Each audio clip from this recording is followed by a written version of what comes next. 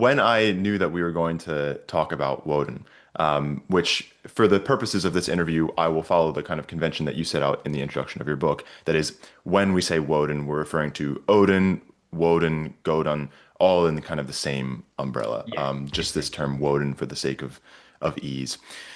Yeah. I decided to start asking people, just kind of in everyday life, my friends, my family, what they know about Odin, what they could tell me about Woden. And the sort of answer that I get is that he's the god of wisdom. He is the sort of father of all gods. He rules this sort of Valhalla space, which is the Norse equivalent of heaven, is what I've been told. And then if you go to like Facebook groups and stuff, you'll find even more that he is this sort of masculine, like sort of alpha figure who is this sort of, Viking embodiment of war and wisdom, and he's got his eye patch and the raven, or maybe two ravens sometimes, on Yeah. his shoulders. So, as the sort of, and I don't think this is too much of an exaggeration, as the sort of maybe world's leading expert on this figure, who is Woden? How would you even begin to answer that question? I think as with all these things, you have to first define terms. Hmm. Are we talking about Woden in the first century BC?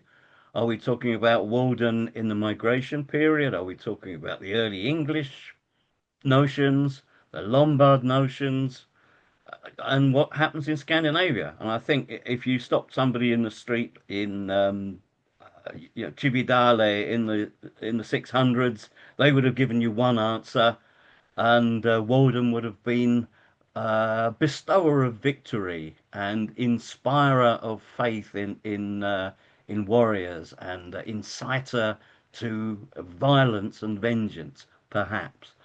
Not necessarily the answer you would have got in Denmark in the third century AD, because prior to the point where he became the war god, for want of a better term, um, his origins seem to be much more in the area of magic, shall we say, and inspiration.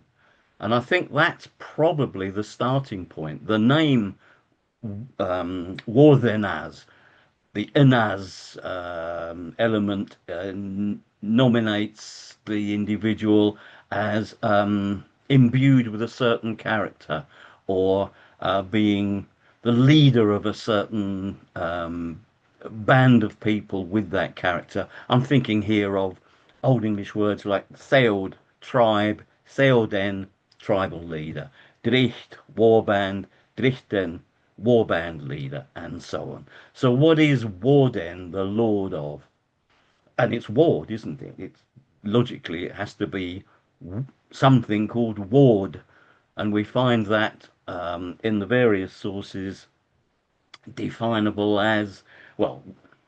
Adam of Bremen says, um, "Wardan idest furor." Wardon, that is frenzy. And that's one aspect of it, but that doesn't cover the whole thing because at other times he is the Lord of inspiration, the Lord of music, poetry. Poetry, I think, is quite crucial to this. It's inspired speech. It's the that excitement, that the light bulb moment when you're trying to puzzle something out, and all of a sudden it just comes to you. Well, that's where you find the God. But beyond that, I think you can, if viewers are familiar with the Spanish word duende, I think that's kind of crucial to it. Duende is when you're at a party and the music gets you, and as much as you're a rubbish dancer, you still get up and strut your stuff. This never happens to me, clearly, but I believe this may have happened to other people. It's that thing. It's that you lose your inhibitions, you lose your rational mind, and you're just drawn away by the moment. And I think that is really where Woden enters into the minds and the spirit of those who would worship him. And the fact that Columbanus, in his missionary work in the area of what is now modern Switzerland, um, he was told by the locals there that the god Woden inhabits the beer barrel, that Mm. the beer container from which a gathering is going to be um, given their kind of the drink that is going to inspire and lift their spirits. The thing there that is going to make that happen is called Wodan or Mercurius, I suppose. Yeah, So, yeah. I mean, That's it's sort something of that no answer at all, but that's as close as I can get to it. That right. So it's we've all got this about word God. woad then. Right. We've got Yeah, this word woad, which for those who know Latin, that is cognate with vates, or at least that's theoretically cognate with vates, which is functionally used to mean poet in Latin, but has this kind of sort of inspiration yeah, aspect to it that you are kind of channeling the sort of godly inspiration. yeah. And then It's not you're not making it up yourself. It's coming in from outside. That seems to be the point. yeah, which a lot of classical thinkers thought that that's how poetry happened, that it just kind of like exploded out of your head, and that you didn't really you didn't really sit down Or and it like arrives think there about it. fully formed. Yeah, exactly. And then the point you make about Theoden, who some viewers might recognize from Lord of the Rings, being the king of the Rohirrim. His name just means king, but Theoden being the ruler of a Theod. Yeah. I didn't think about this, but in your book you point out that that's also true in Latin. Dominus is the leader of a domus, that is a Almost. house. So a Yeah. dominus is the Lord. That's where we get Yeah. words like, dominate from. That would be the leader of a domus. And then yeah, a couple other examples. So this is a very productive old etymological feature. And Yeah. then by this logic, Woden would be the sort of the king of the mad then. The leader of the inspired, Yeah. a band of people who are the inspired. Quite how that fits with those really early references to him as the leader of the wild hunt Mm. who track you down on a stormy night and carry you off to the other world. How does that fit in? That's a very good question. Um, I, I haven't found a convincing answer to that yet, but I'm sure there is a way of squaring that circle. So, in the kind of discussion of who Woden is or who Odin is, in early history, so the furthest back we can go, it becomes kind of a game of whether or not we can identify something as being a reference to Odin or Woden or not. So, who can we identify then? This might be perhaps a better way of whittling down the early identity of this character. Who can we identify as being Woden? What are his sort of like traits visually and sort of how is he described? How does he appear? What are kind of things that detect Woden for us? Well, the simple answer to that is that generally speaking, the references to him in Scandinavian literature refer to the fact that he has one eye. He appears with one eye. And is that's both a help and a hindrance because according to Snorri, he can adopt whatever appearance he wishes. He can appear as the handsomest of men when that's necessary for him, or he can appear as a grubby old beggar or wayfarer who poses no threat at all. An old man with a beard who turns up just hobbling along with a stick, and the dissimulation, the deception is part of his modus operandi. That's how he approaches the society of men, posing no obvious threat, but obviously getting his own way and manipulating people. Um, so that's part of the physical appearance. What else is there that's unique to that god rather than any others? Um, Images on the early bracteates, the little sheet gold medallions, sometimes show, well, usually show the a, a, a bust, a male bust in profile. And that has, obviously, because it's in profile, you can only see one eye. So does that mean that this is necessarily a reference to Woden? I don't know that it does. And the evidence from the Vindalev find in 2023 sort of suggests otherwise. Maybe we'll come on to that later. But fairly good evidence for the one-eyed characteristic of Woden can be found on a few helmets and other representations. I should explain that I'm sure everybody has seen the Sutton Hoo helmet. Here's one I made earlier. Just happened to have this on the shelf. The Sutton Hoo helmet. I mean, there was a time when this was on the front of every history book you ever bought because it's such an iconic image and a very striking image.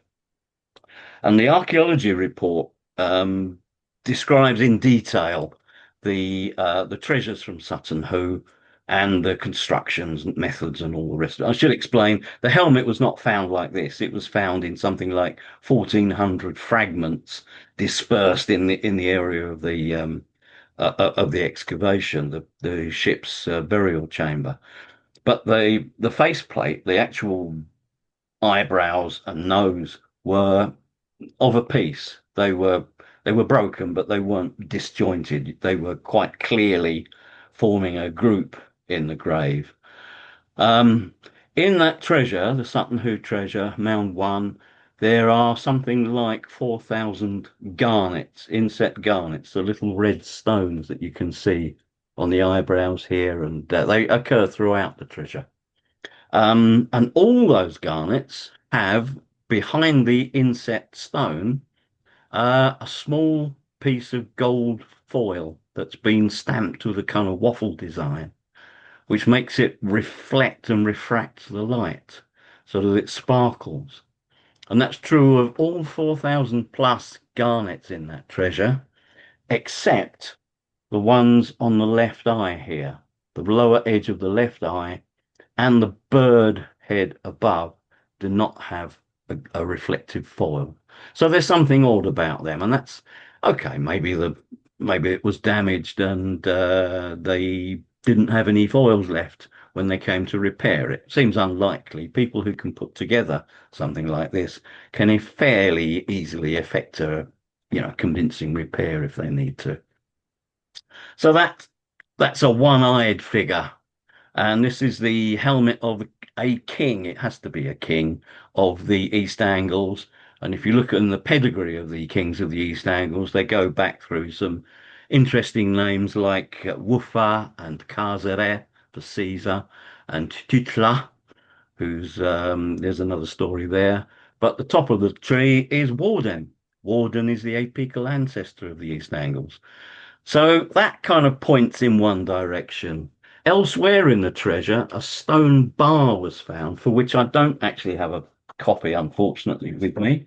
Um, the stone bar is square in section with a ring on the top and a stag on it, and at the bottom end, a little cup, so a bronze cup, so that it can plausibly stand independently or sit on one's knee. But each of the four faces has at the top and the bottom a mask, uh, a an anthropomorphic face. Some of them have got beard, some of them have got chin beards, Abraham Lincoln style. Some of them have got a little moustache, but um, they're all carefully carved in a very very strong, very resistant, sturdy material called the name of which escapes me. Greivaka, it's called. That's the technical name for it. It's a very hard stone. It's very difficult to work, and yeah, eight faces on this bar. The Sutton Hoo, sometimes called a whetstone, but it's actually not a whetstone. You couldn't use it for that purpose. The stone isn't suitable for that. Um, except for there's one odd thing. One of the faces at the bottom end of the staff is has been modified.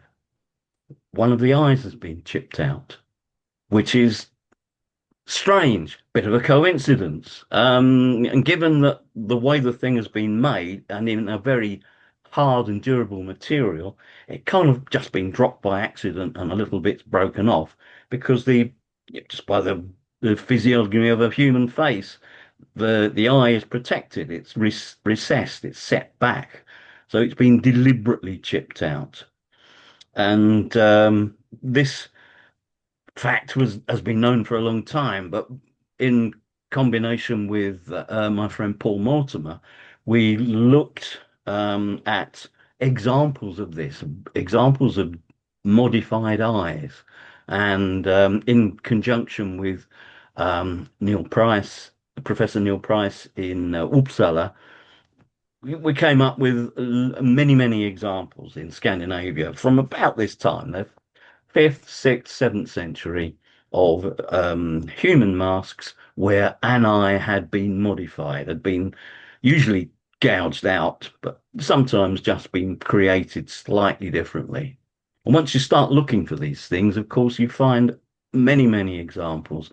Little button brooches about the size of a decent sized coin that clasp female costume, and they always have a facing mask inside a sort of recessed cup feature.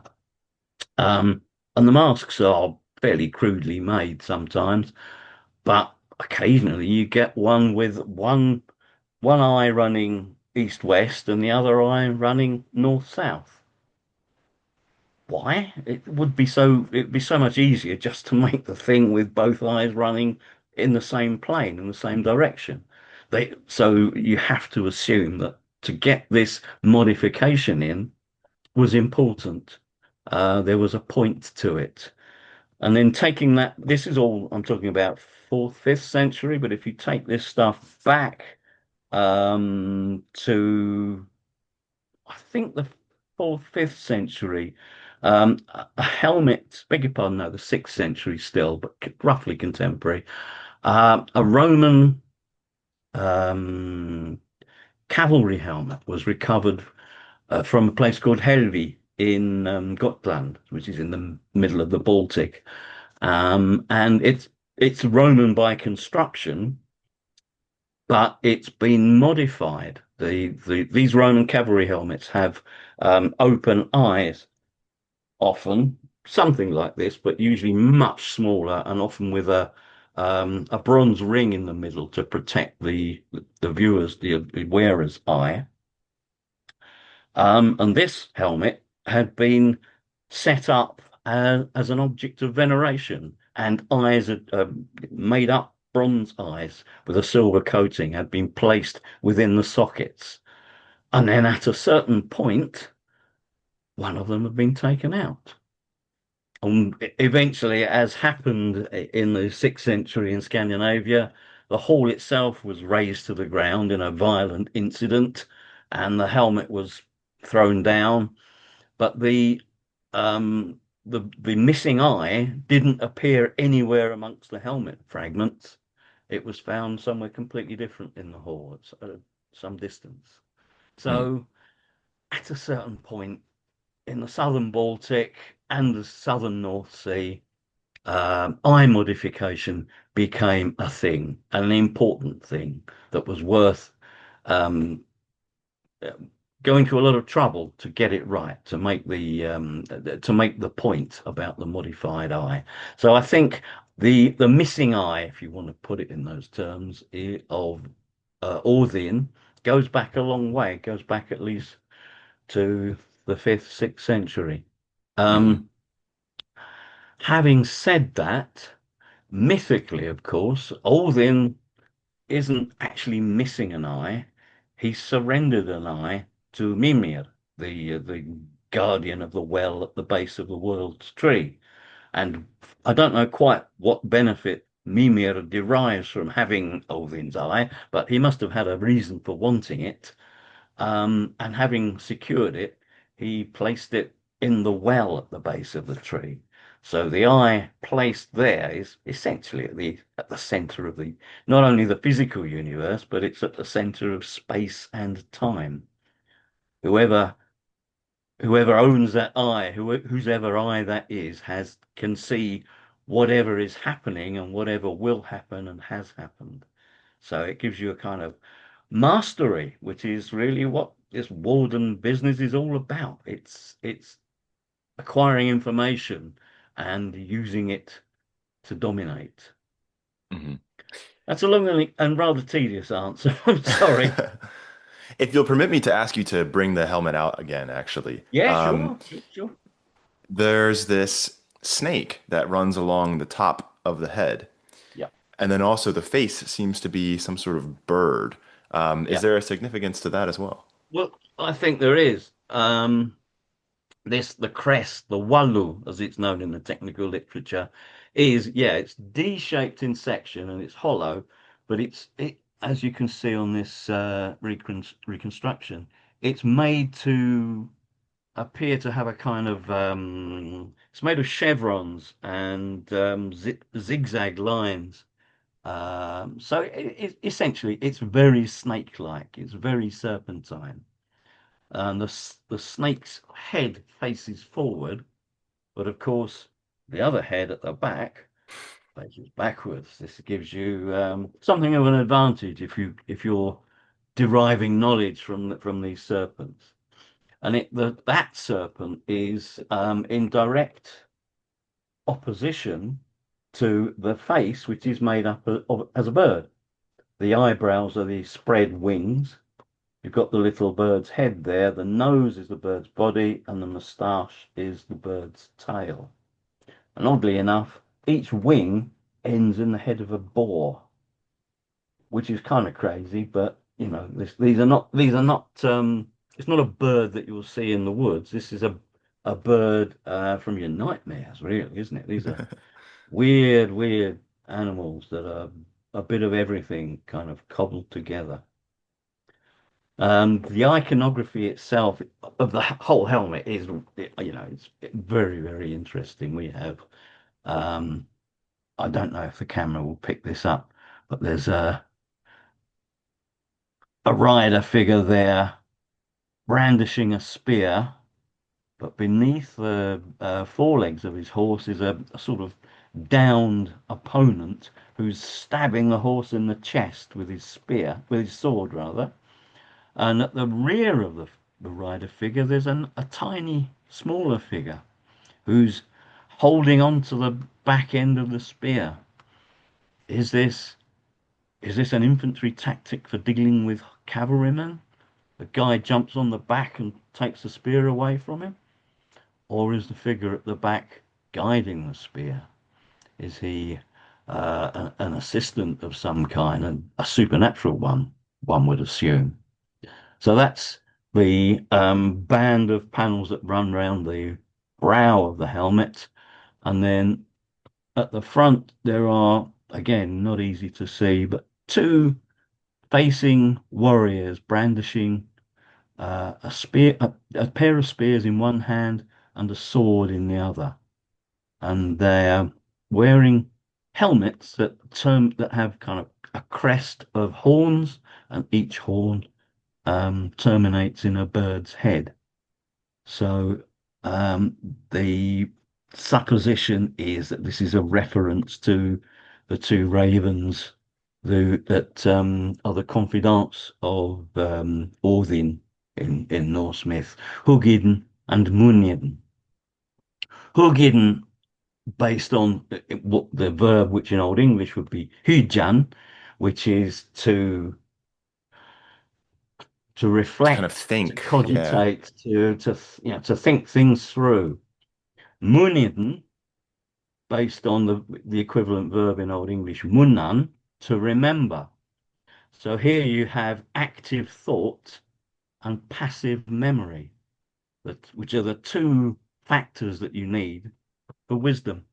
You need to be able to recall what's happened previously and then apply your active thought processes to it in order to work out what you're going to do now. Again, another long and tedious answer. Well, But so the snake and the bird, though. sorry, yeah. So I got off Yeah. topic there.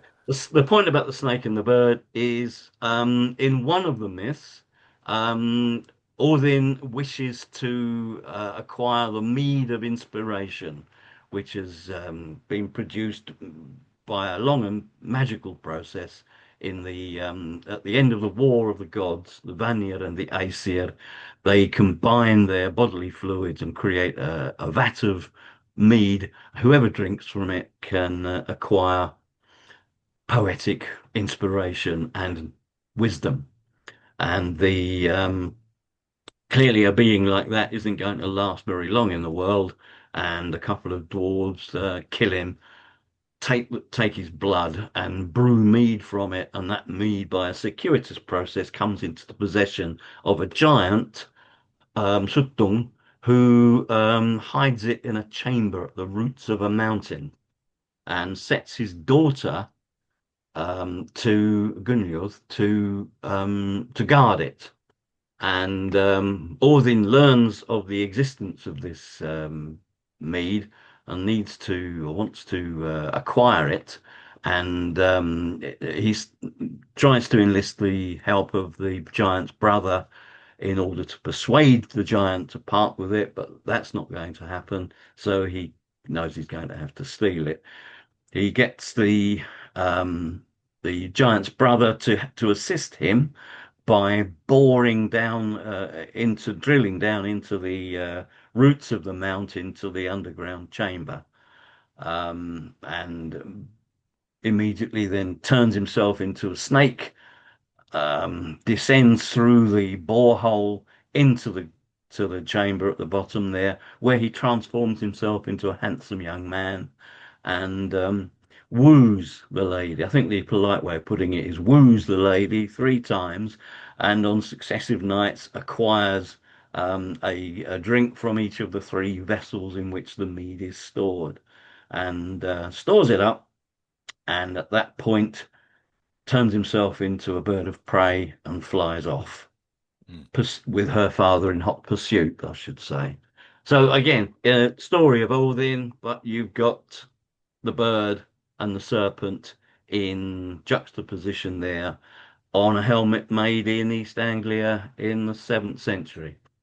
So predates Snorri's legend or myth by what 5, 6, 700 years, presumably, but plausibly the same story or a version of the same story because the Hmm. iconography is there. There are, I must say, dozens of other references to tales connected to Óðinn in the regalia from Sutton Hoo Mound 1, but these are Hmm. the ones that are easiest to explain without going into a whole raft of detail that we don't need today.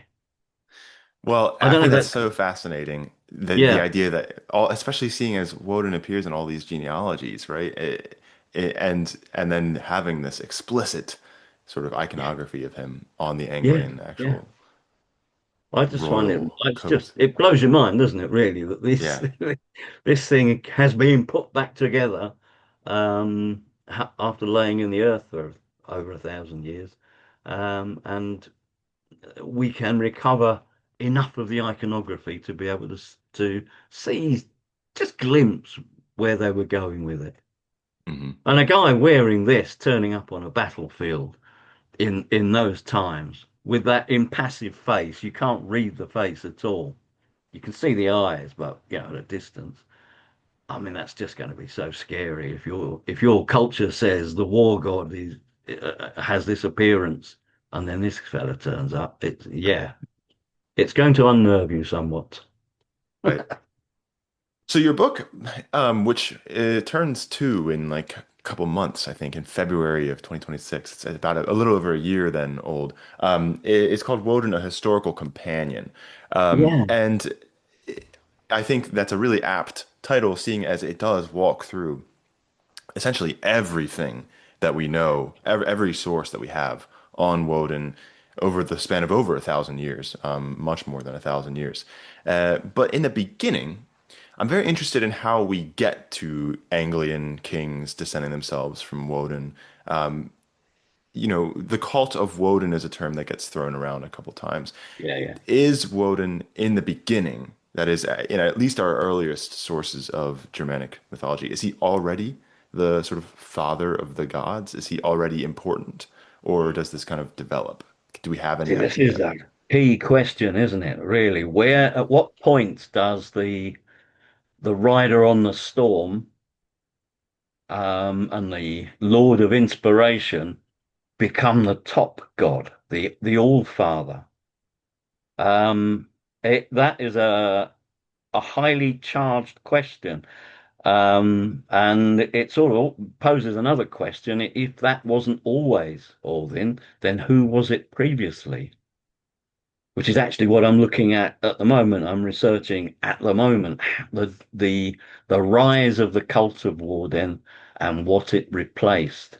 And I think the simple answer is at a certain point, a god called Yngwi or Yngve in modern Norse parlance was is a good candidate for having been the primal god. He's certainly we speak now of Yngvi Freyr as the god of fertility and carnal pleasure and all the rest of it. But there's a lot more to him and his myths and his area of influence, I would say, than just that side of life. There's a very good book by a Norwegian scholar called Dagfinn Skræ. It's called The Northern Roots to Kingship. Came out early 2025. It's not a light read. It's a housebrick of a book. But he deals with something to do with this whole business, the sort of transformation of Scandinavian society from its tribal and um, its origins in a tribal structure based around kinship, around families and blood ties and so on. And he posits plausibly that um, where you have to look for this change in social structure is sometime in the middle to end of the second century AD, and specifically the Marcomannic Wars, which, as everyone knows, 166 to 180, took place in the Rhineland, where the Romans pushing east, I should say, came up against tribal societies that didn't want to be pushed, and there was a, a period of unpleasantness and bloodshed. And the Roman legions recruited a number of young men from Scandinavia, probably what is now Jutland in Denmark and the parts of what is now Sweden and Norway that sit on the other side of the sea to them. Um, and yeah, these men went off to war. That in itself caused some disruption of the sort of status quo in that area, because the disappearance of large numbers of young men is always going to cause problems. More problems when they came back, because the ones that came back had spent time in the Roman Empire doing Roman stuff in a society that is based around commerce and organization and military principles that hadn't been the case previously in Scandinavia. So when these fellas came home from the campaign, um, with saddlebags full of gold coins and some really mad ideas about how you can organize things. All bets were off. Everything changed at that point. They dominated societies. They set themselves up as lords in these lordship groups that existed side by side with they didn't replace the Theod type arrangements, the blood kindred arrangements. They just existed side by side with them. But because of the experiences they'd had, the dealings they'd had as members of Roman society, they had contacts throughout Europe and the Mediterranean and beyond, probably. And they could draw on all those influences to create a whole different society, whole groups that were really based around the leader and his sworn followers, young men usually, and a sort of self-replicating group because other young men are attracted in, and the young men, the original group of young men, become old men and disappear, but the group itself renews. And they started to exploit resources in a way that hadn't been done previously. Trading feathers, polar bear furs, iron. Northern Scandinavia is very, very rich in iron, but the climate is such that it's not easy to exploit it. So the the resources, the approach of the Romans was applied to these sort of specific groups who not only set up exploitation centers, mines and so on, but also military outposts by which they could guard the products that they'd sourced as they proceeded south to the empire. And the effect of this was to militarize the whole of Scandinavia within a generation, and doesn't mean that they necessarily replaced the old gods of peace and plenty, but they were no longer top dog. They were no longer the gods that one would automatically turn to for preferment. So that looks to me as if that's when Freyr got kind of downgraded and became not the god, but one of a group of gods. And And then you mentioned commerce then becoming important, and the god that in the Roman pantheon always gets conflated with Woden is, of course, Mercurius, yeah, Mercury. yeah, At least he is called sometimes the god of commerce. So Mercator. is yeah, is Mercurius then is Mercury when we hear him described in Tacitus and Caesar as being maxime collant is I think the term that Tacitus Yeah. uses to describe the Germans kind of put their most faith in Yeah, they Mercurius. worship him Does that above mean Odin. that yeah, does that mean that by that time Tacitus is describing sort of already the dominance of Woden in Germania? Well, it looks like it, doesn't it? And Tacitus is writing in 98 AD, which is a century before the events that Skre deals with. Hmm. But there's nothing. I mean, if the Roman army could recruit huge numbers of Scandinavians in 150 AD, why couldn't they do it in 80 AD? Hmm. They certainly did it in 43 AD when they effected the invasion of Britain. The troops that invaded Britain, they're Roman, but they're not drawn from Rome. They were drawn from the Netherlands, from the North Sea coast. Hmm. Um, Batavians and various other sort of coastal tribes. So the Roman legions were politically Roman, but the actual people who belonged to the legions and did the work were drawn from elsewhere. So yeah, it's perfectly possible that when Tacitus says that the Germans mostly above all others worship Mercurius, this is exactly what they're referring to, and that process was already underway. Skrea doesn't find the evidence for that, but then I don't know whether he looked for it. I think he may have decided that the starting point is going to be the Marcomannic War. Doesn't have to have been. Hmm. So then we then get Woden cultivated, and we see like real signs of him being an extremely important god in, say, the Longobardic tradition, which is where we get the story of him being asked to grant victory by the tribe that the Longobards are fighting against.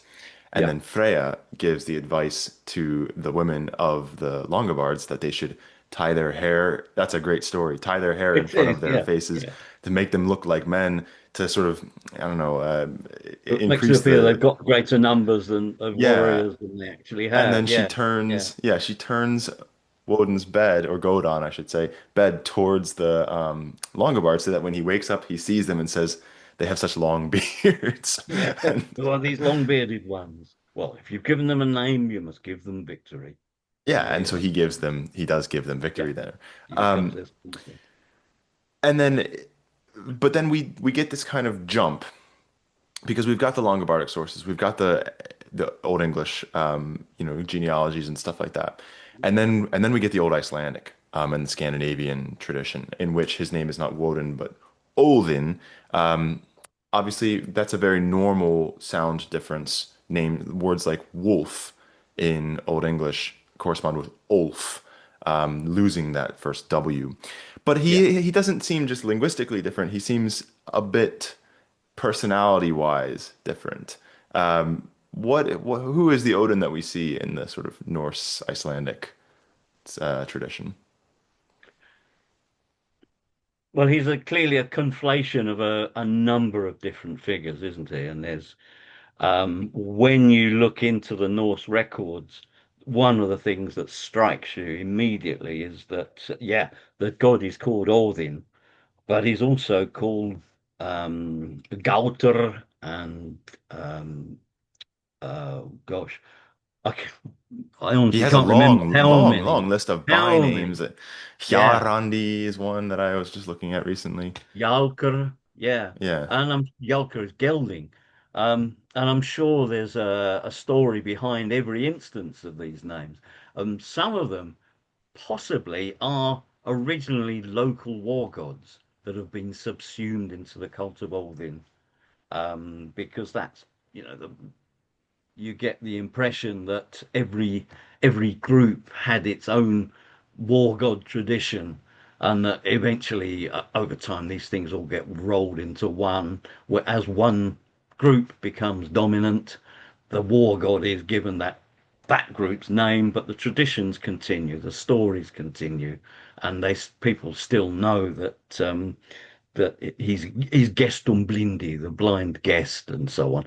That there are all these other names. I think in the book I have a whole section devoted to these different names. Yeah, Yeah, it's um, at the back, right? I don't know, about 10 pages of it. With a and some of them, I mean, there's a very interesting one there. Of course, one of the names is Arnhöfði, eagle head. And I think we're coming back then to the story that's standing behind the imagery on the helmet. It's there has to be a reason for that name. It won't have been applied randomly. There has to be a tale. Mhm. I don't know if that. I'm Go on. personally interested. By the time this interview releases, I'll have released a video on Deor. In Oh wow. And at the end of that poem, we're told that the poet named Deor was replaced by this Heorrenda character, Yeah. who in the German stories is called Horant, and then in the Scandinavian he's Hjarrandi, which it's very difficult because even in the Scandinavian traditions, he's actually the father of Hayden, the king. Yeah. And then Odin is also in that genealogy. But Hjarrandi is one of the names given to Odin in these sort of in a lot of his kennings. Yeah. Do you have any idea what that might mean? I can't really figure it out. It maybe something to do with like hinge, like Hjarran, Old English Heora. Um, I've seen some Wikipedia explanation saying it means the screamer, but I can't find any other sort I, of lemmatic connection there. no. Well, I haven't heard that, but it doesn't feel prima facie. It doesn't feel a plausible um, explanation of the name. I, yeah, Heorenda. I mean, it's an agent noun, isn't it? So it should be he Yeah, who. it's of a verb heuron, but we don't have that Yeah, we verb don't have a anywhere. verb Heoran, do we? There's Hedian to praise, but it's Hmm. clearly not to do with that. That needs further research, Graham. That's I'll put my own back to it then, but I just wanted to see if you had any thoughts. I've never Um, thought of it, to be honest. yeah, no If one seemed to have anything written about kind of it. jumps out at me, I'll let you know. Yeah. Well, anyway, I just wanted to query you on that real quick. But then, Olden in the Old Norse, one thing that strikes me when I read like the Poetic Edda and stuff like that, if you compare him to, for example, Gul'dan of the Longobardic tradition, who is this kind of very martial figure who sees and then grants victory, Yeah. this Odin seems very like mischievous almost. Like it seems like he's got quite a sense of humor that he like will he has a sort of spat with Thor where he tricks him and insults him to his face in the guise of a young boy. Like Yeah. this doesn't really make a lot of sense to me. Why is Odin then now this sort of like trickster god? Well, I think that's always been part of the story there, that there's this dissimulation, deception is really his whole thing. The Utgarðaloki story, it's all to do with misdirection and Hmm. dissimulation. And I think that's always been part of the tradition.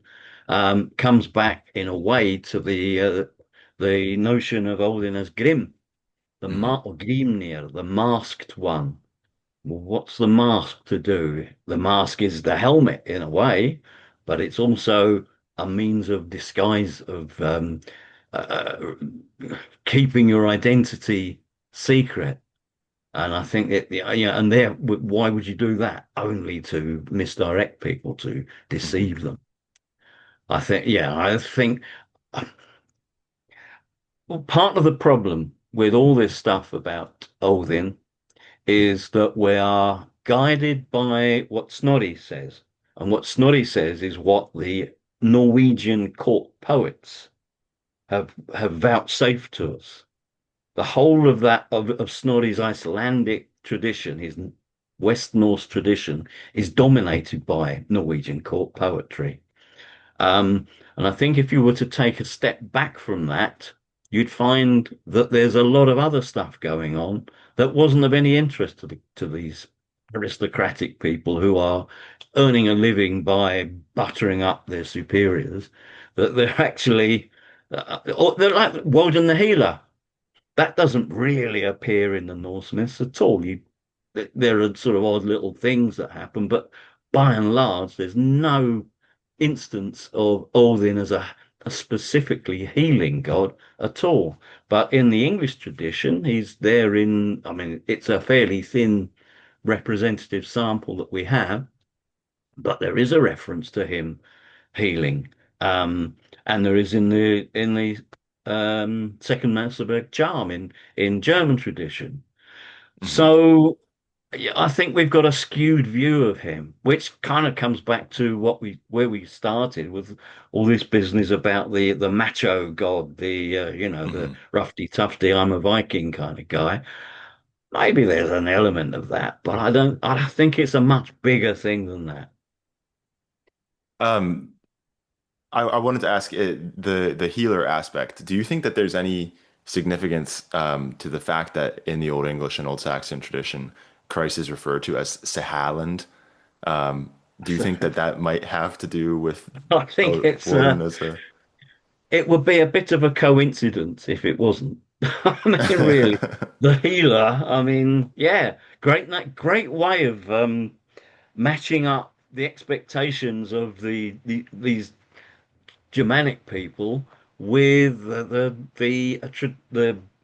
Judeo-Christian traditions, isn't it? It's a Mhm. good way of um, uh, providing Germanic culture with something that it's familiar with and can deal with. It's a good way in. I think Mhm. very, very clever. One, I do want to talk about the kind of trickery and like the mask stuff. One section in your book is called "The Drink of Transformation," which feels like the most Woden-y chapter name ever designed. But it points to this kind of network of drinking, and then sort of that this etymology of God comes in. Then with the word we have giddy, meaning like having the properties of a god, but obviously in modern English and even in Old English, it had this sense of being kind of like dizzy or like Yes. not Well, really in full control of your senses.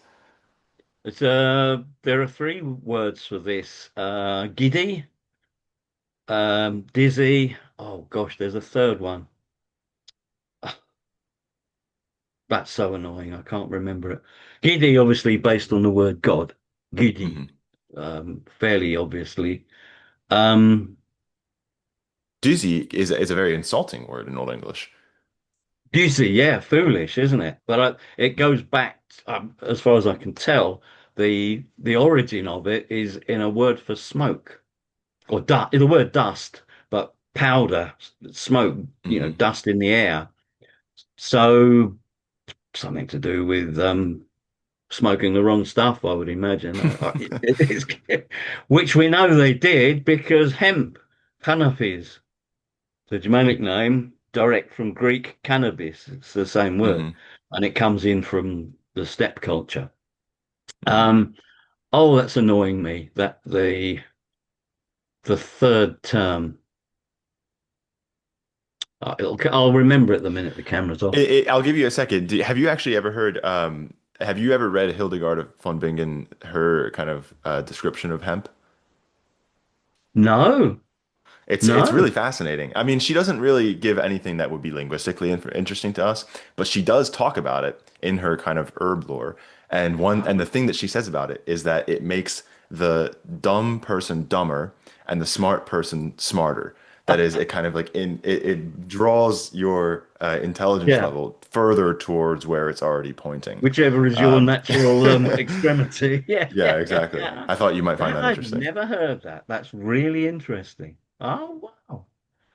No, I shall find out about that. Thank you. But anyway, so yeah, so then. How does this have to do with Woden then? This idea that you have these words that kind of mean not totally like not totally kind of in control of your Yeah. senses or not totally in control of your mind, but they seem to have origins in something that might be related to Woden.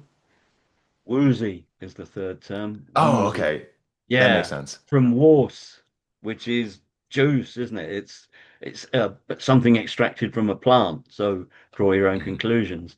But woozy is clearly going to be related to the Old English word wesa for a drunkard.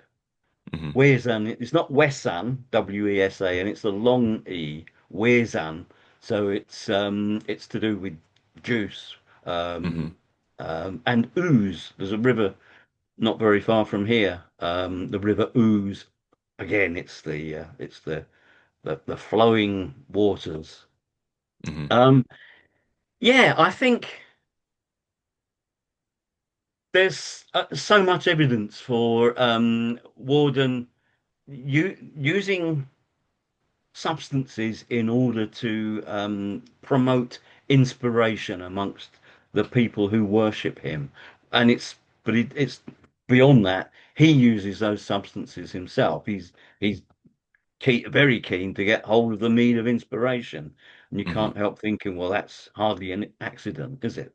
The drink that transforms an ordinary person into a sage being, a fount of knowledge, or transforms a slightly frightened young warrior into a very macho, go for it, experienced warrior. Those are the things, it's about um, changing the mindset of the person who's being initiated, I guess. I would imagine that this stuff is not available to all and sundry. There are certain groups, certain people, certain families maybe where these traditions are are fostered and they become the way forward, the way things are done. Mm. Um, the price of recruitment into a war band involves proving yourself in all these rituals. Yeah. So while we still have time, I want to kind of pivot because a lot of my viewers are going to be very familiar with you from several different points. That is, and not least the sort of educational resources that you've put out about Old English. So if you permit me to ask, I would be interested to hear what your kind of origin story is then as a scholar of this stuff. What kind of what kind of got you into this sort of thing? Just love to say I was bitten by a radioactive spider, but no. No. I grew up uh, a long, long time ago in rural Essex in it's not even a village, a parish called Thundersley. And I always thought, well, that's a peculiar name for anything, Thundersley. And I did a little bit of, I mean, I was about 7 years old. And I poked around in the school library and I found out that it's the Lee bit means a clearing in woods, and thunder is probably the name of the god Thunor, the god equivalent to Thor. And of course, that lit me up straight away. I thought, well, this is pretty cool because I'd got the Marvel comics, I knew all about this stuff. And long story short, my father was born before the First World War, and he had very Victorian attitudes about childhood, which meant that I couldn't, he never refused me a book. If I wanted a book, I could always get it. Toys and games and other stuff, not so much, but always I could get a book. So I had a pretty decent library, even as a child. Haven't quite got out of the habit, to be honest. Um, but I've always been interested in language. Why do we say what we say? Why do we have these peculiar expressions? How do these things come about? And why do we say one thing rather than another? And it's always just been of interest to me. For reasons I won't bore you with, I didn't go to university. I didn't have the opportunity for, family circumstances and so on. But I put my spare time to good use. Well, I say good use. I wasted it on learning all this stuff. And but it's kept me happy. So I have no complaints. I set myself to learning Old English. I set myself to learning Old Norse. I'm still setting myself to learning Gothic, and it's Mm. because I'm teaching it next year, so I better get up to speed with it all. Yeah, and I've just been writing articles and books and giving talks and just generally having the best time doing all this. Things that I Mm. would do anyway, but I can turn them into enough money to just keep the wolf from the door and enjoy life. It's amazing. I heartily recommend it.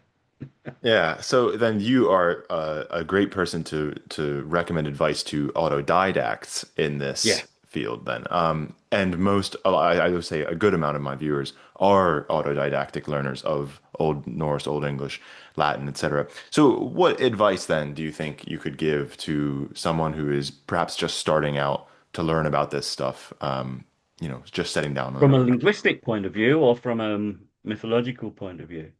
Both, Oh, if I could. right, right. Um, I can recommend that the very worst thing to do if you want to learn Old English is to just get yourself a copy of Beowulf and stare at it. And I can say that because that's what I did. I got a second-hand copy of Beowulf when I was about 14 years old, and I puzzled and puzzled, and I really got nowhere with it. It was just beyond me. But I got familiar enough with the terminology that when I finally managed to get a quirk and wren Old English grammar, I was already halfway there. I knew where I wanted to go with it, and I think that really is the way to handle it. Don't think that you can have just absorb these things by osmosis. That's not going to happen. But find something that you really want to get to grips with, something that's going to reward you as you go, as you unpeel each layer. You acquire a greater knowledge, and it all sort of starts to gel and come together. That it keeps you going because it's a lot of work. Let's be fair. It takes months and months, or a whole weekend sometimes to learn a new language. So um, it took me 3 months to get to grips with Old English, 3 months of just getting on with it. But I had a wife and children and a job, and I wasn't just sitting around on a couch um, enjoying myself during this time. It's something I had to fit in around other duties, which makes it all the more precious, I think. If I'd had the spare time to do it without even thinking about it, I wouldn't have had the drive to do it. I'd have, Hmm. you know, human nature being what it is, you have to really want to do this stuff. But I find it's really worth it if you do. Learning the ancient languages is the best way in my view. It's the way that's going to give you the greatest insight and the fewest blind alleys. Hmm. Because if you're relying on translations, you're not actually dealing with the text itself. You're dealing with another person's view of the text. And doesn't matter how good they are or how, and I'd say that this is why in my books, I always, to the extent that I can, give you the original text and my translation. And you can check. And if it turns out that I've been getting it wrong all these years, then it doesn't matter. You've got the original text. You can do your own research. There is no substitute in my view. So then, Uh, the latter half of the question, that would be like the mythological side. Your advice then would be to start from a linguistic perspective. I think so, yeah.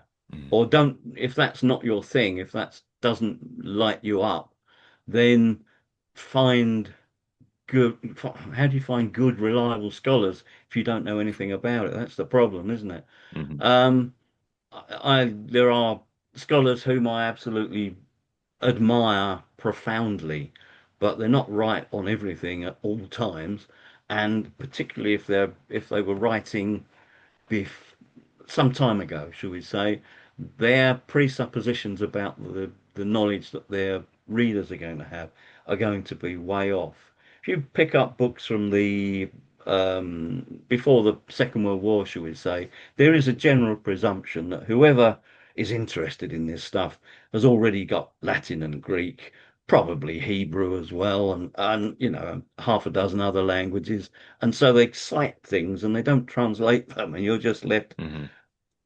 non plus. Um, and that's not necessarily a good thing.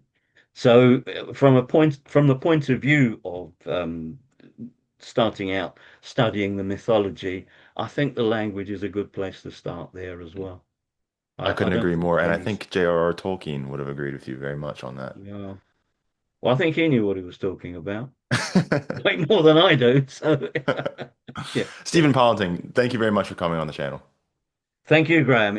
Been a great pleasure.